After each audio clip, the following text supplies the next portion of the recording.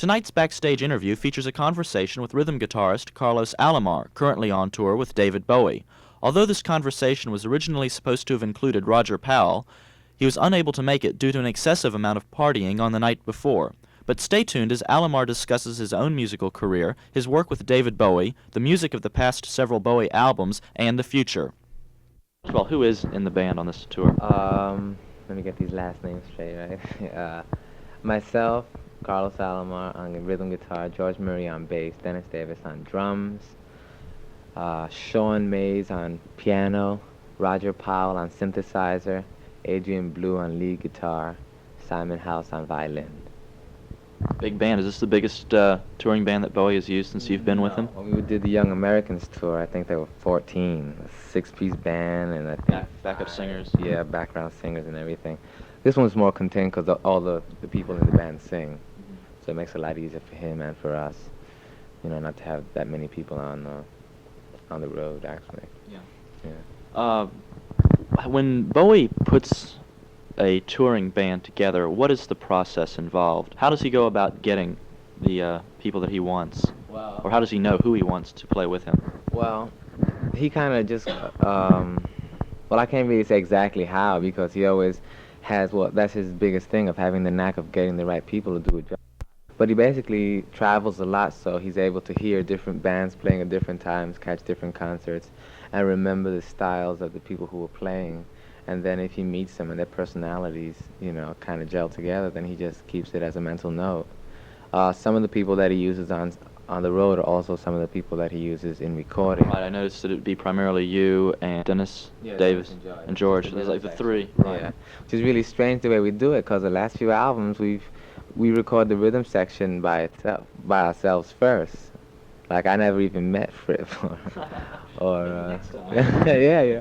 Well, the rhythm section kind of does everything we do by ourselves, and then the soloing instruments, synthesizers, sometimes piano, and sometimes lead guitar, they come in and put everything over it, So this way they don't know what we played and we don't know what they played, and there's like 2 or 3 different moods or 2 or 3 different types of music just put right in there. We're going to hear almost the entire range of the Bowie catalog this evening, bits from the far past. Yeah, and here it's strong too, so good. strong. Is there going to be anything new that has been worked on since Heroes came out? No, that we're doing now. What's very strange is that he's actually trying to add songs to the show now, so that's what I was doing, just writing arrangements now, just to see if maybe we can work some songs out.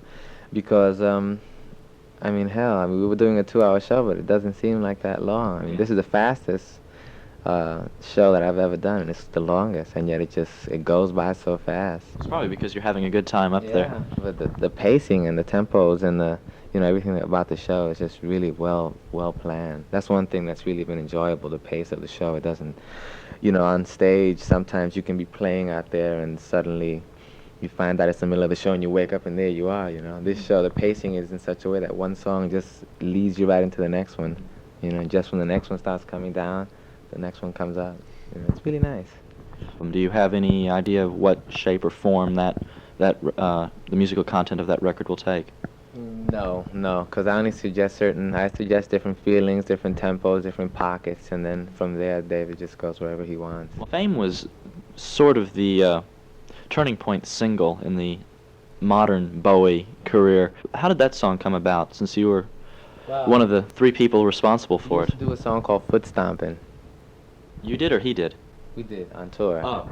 And he used to like that a lot. There was a few riffs that I used to play on there that he used to like, so we got it into the studio and recorded Foot Stompin'. But then after he heard it, he really didn't like it too much, so he took it apart and he cut it up into small pieces. Here we are in the studio, and he's cutting this master up. And he chunked it all together, and he duplicated a few parts till he had the whole rhythm sound of it. And then I came in and I overdubbed all the guitars, because there's like 4 or 5 or 6 guitars I overdubbed. And then put down all the different changes, and John put down the changes to the chorus, in the beginning and in the middle. And then David came down and overdubbed a few guitars, and basically that was it. It just happened, and just like that. When he came back into the studio and we listened to it, it was just right there, and he just said, "Well, that's it. We don't have to add anything to it," because it was, because it's pretty airy and it's pretty light and it doesn't have a lot, so he didn't want to, put pianos in and synthesizers and none of that. So he just heard it and he liked the pocket because it was a real heavy pocket in that song. He said, "That's it." And everybody said, "That's it." And he says, "Yeah, it's done. That's great." And everybody said, "Oh, great. All right."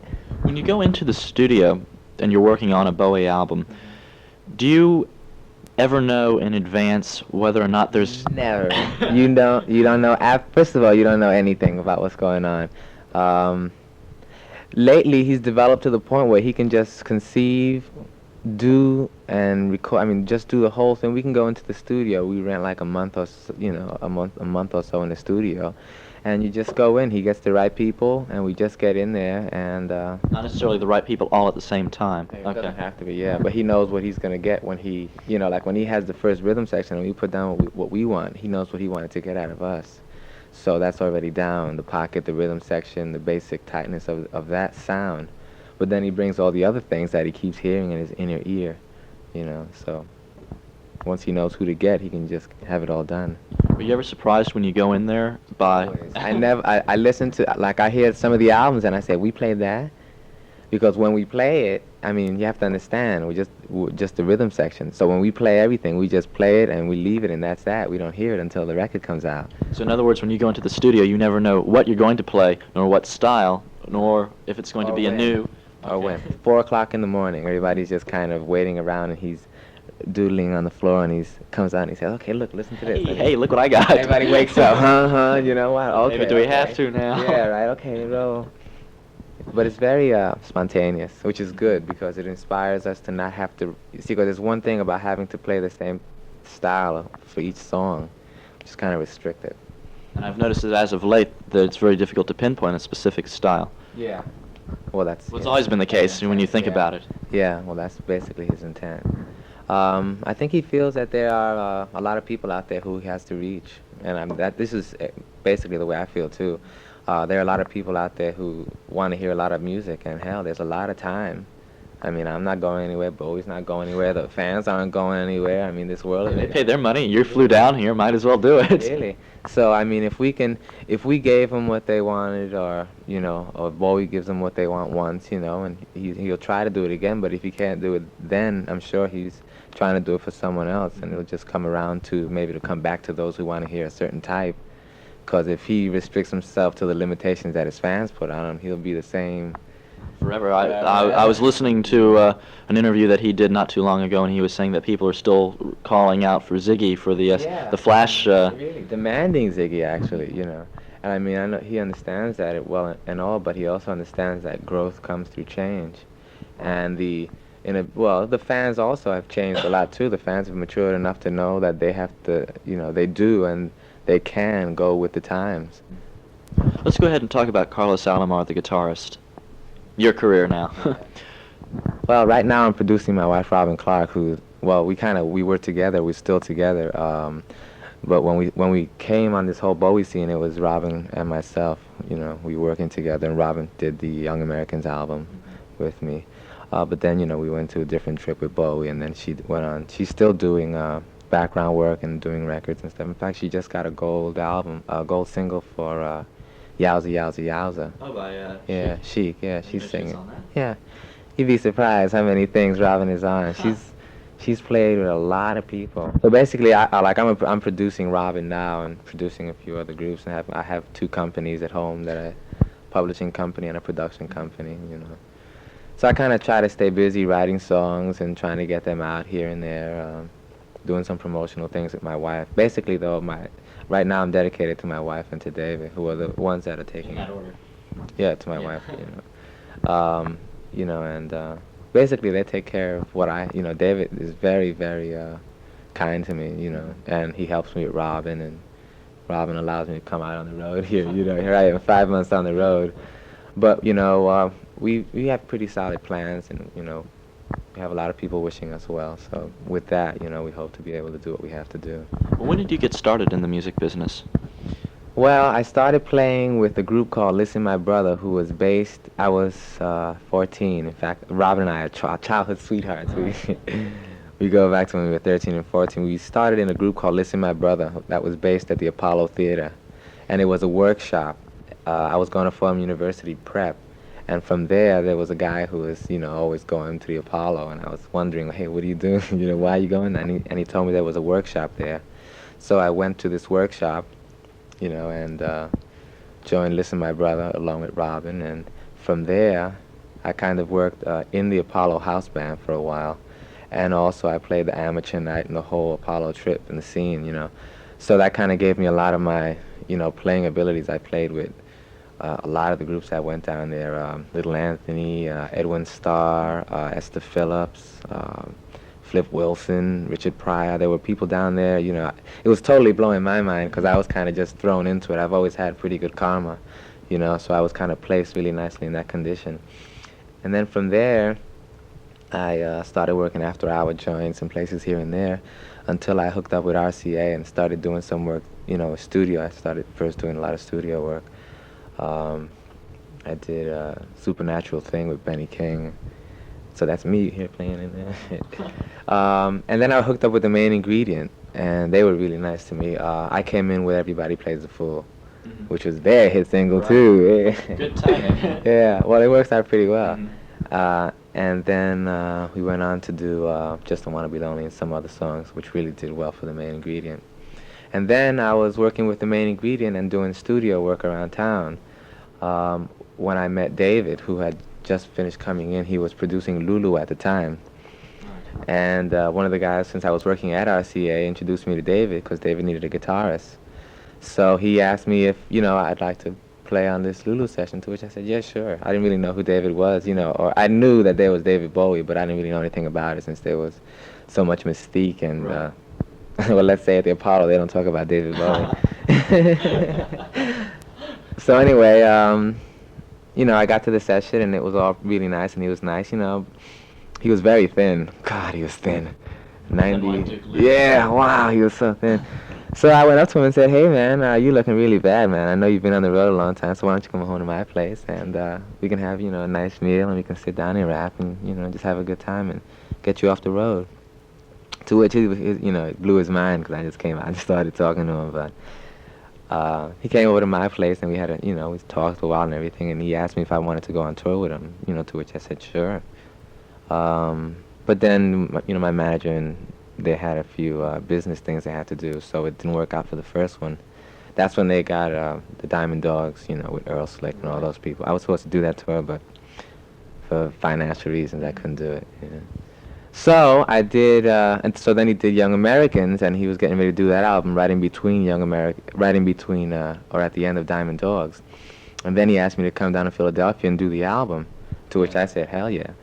So it was a live album that came in. Yeah, that was Diamond Dogs, right. So then right after he finished the Diamond Dogs, he asked me to do Station to Station. No, Young Americans. All right. And then once I did that album, then he said, well, look, I'd really like you to come on the road. And I said, well, I told you I wanted to go. But so anyway, they worked out their business, the managers and everything worked out all the business stuff, and I was able to go on the road, So that's how I started with it. Every album since Diamond Dogs, there's been the rhythm section, the Bowie Band rhythm section. Yeah. Is that going to be a permanent institution? That what I mean is that those are the three people that are always on the road with Bowie as well as always in the studio. Yeah. Well, we're not permanent. We're just here, but we're at his disposal.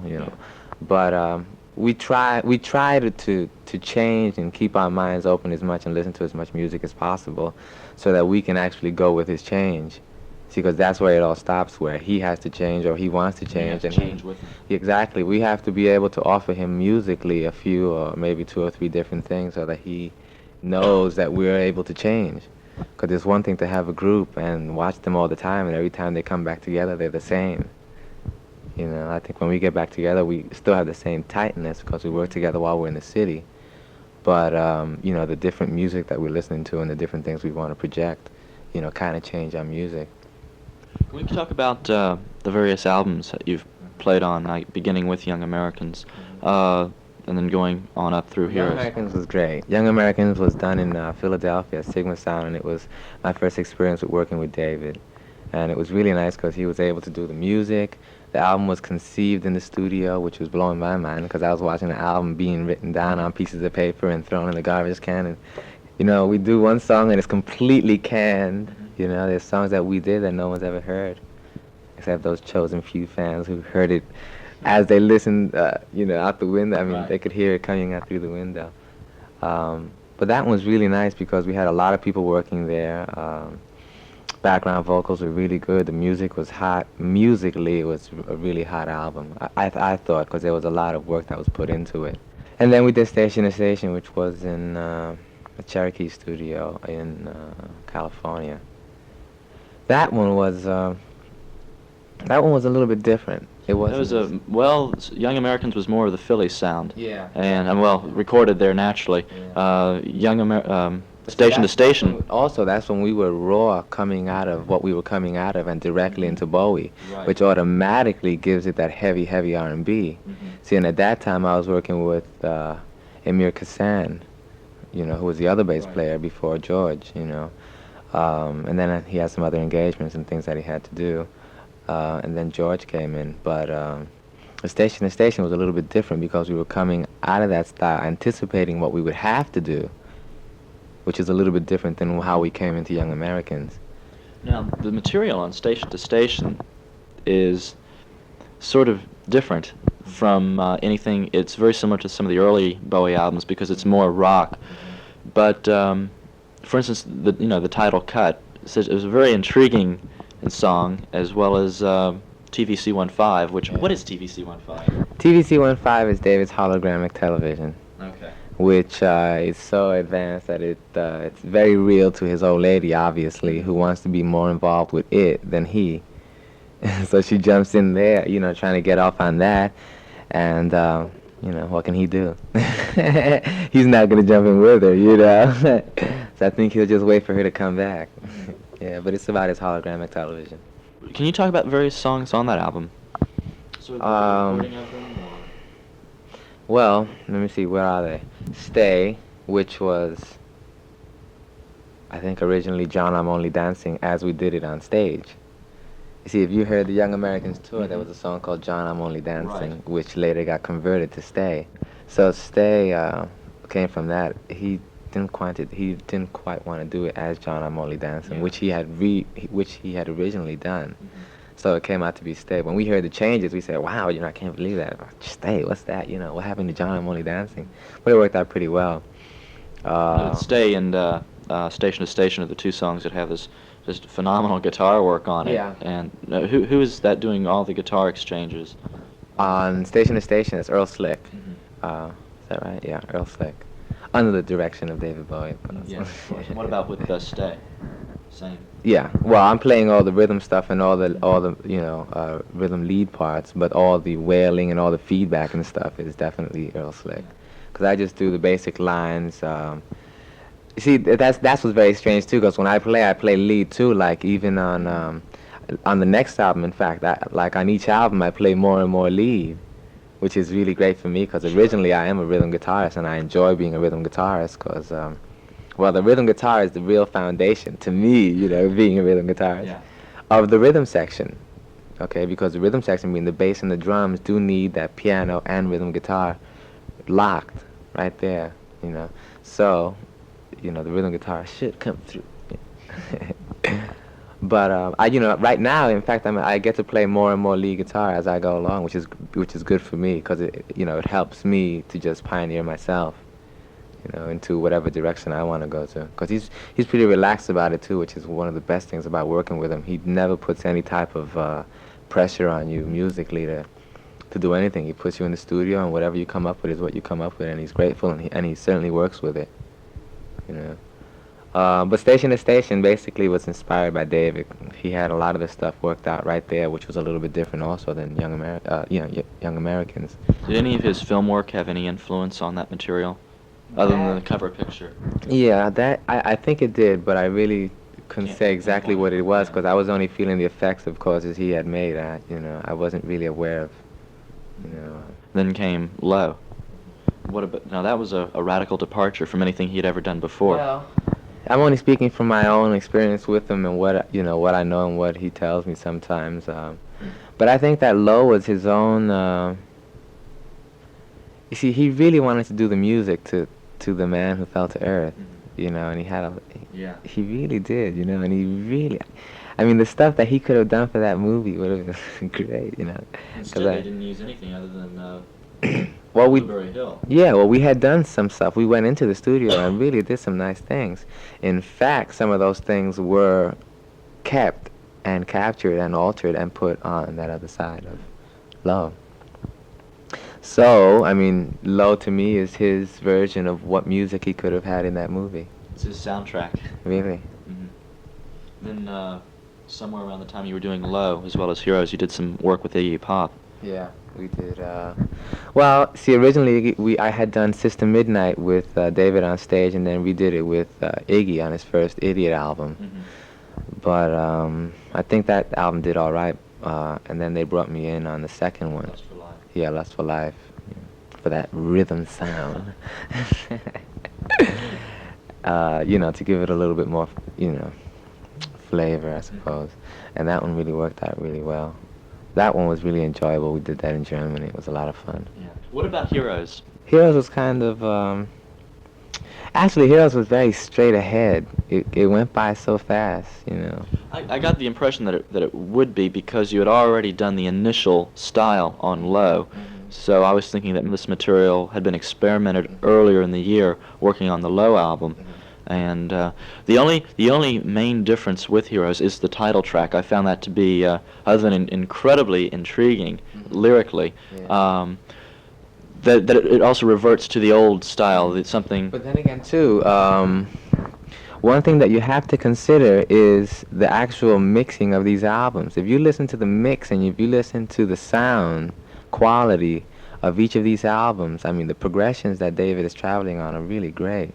Because it's not just up to David as a person who is a composer and arranger and who's trying to do what he has to do, but as a producer who produces his own material to be able to change and alter the sound. Okay, because he's using electronical things here and there. He's using flanges, phases. I mean, he's trying to do something with the sound that'll also enhance what he's doing, station to station. And, that was an experiment into all that feedback trains, whatever, Right. Morse Garden on his other ones. I mean, he's trying to actually make you envision something or envision a mood and envision a place by music. And that, to me, is great. I mean, that's the true symphonic music. That's even rock and roll. I mean, you can play rock and roll and feel like you're standing right on a corner, clicking your fingers or whatever, or stomping, or if you're in a sleazy bar or something. I mean, the music should be able to tell you that, but the sound should also make you feel it. And these last albums like Hero and stuff, I mean, the quality of the mix and the production itself is really good. This has been Bruce Kessler for Backstage Interview and KTRU Houston.